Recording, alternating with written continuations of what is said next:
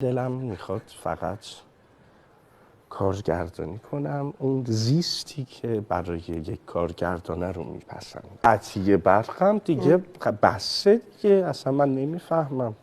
من اگر که مقهور و درگیر ناملایمتی‌های کوچولو میشم و گرفتارش میشم،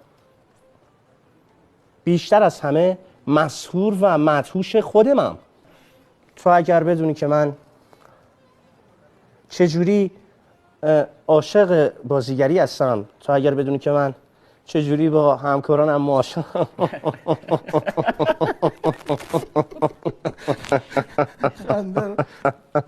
تو اگر بدونی که من چجوری با همکارانم در بازیگری معاشرت میکنم، این فاکتور میگیره. اگر ناملایمتی و اتفاق من بیشتر از همه عاشق خودمم، بیشتر از اون مسحور و مدهوش خودمم. من یک جوری از معاشرت با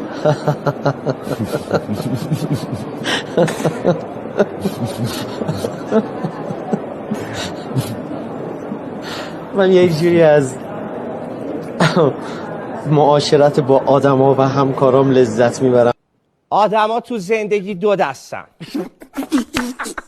دسته اول اونایی که دوستتون دارن، دسته دوم اونایی که دوستتون ندارن. مواظب تک تک این دو دسته ها باشید.